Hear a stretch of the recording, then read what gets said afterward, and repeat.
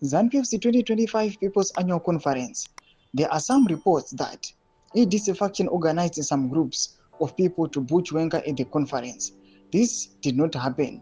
Sabina mashoko kubuda panguva ino achionekwa kunzi pa the last week conference VP Kosano Chiwenga vanga vakarongerwa zvakanyanyisa and panguva ino takawana nemapictures akacirculata muchina VP Kosano Chiwenga vakaisa muromo mumhuno vachinatsoratidza kuti havasi kufara nezviri kuitika mubato rinozivikanwa kunzi it is a revolutionary party rinomira a revolution, but panguva ino it is now going against its mandate. Sarabida mashoko aonekwa kunzi general vanga vakarongerwa dhende roribwa subscribe like on the bell icon. Tipinda panapa BBC yadanyora chiti this didn't happen because the military handed them down before the event.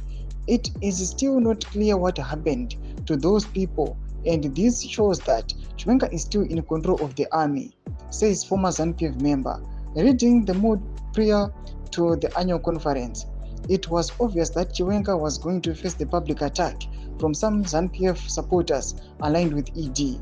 It started by ZANU-PF spokesperson Muchangwa during a press briefing at the ZANU-PF headquarters, but at the conference, the military made sure that there was order before the bosses came to address the people.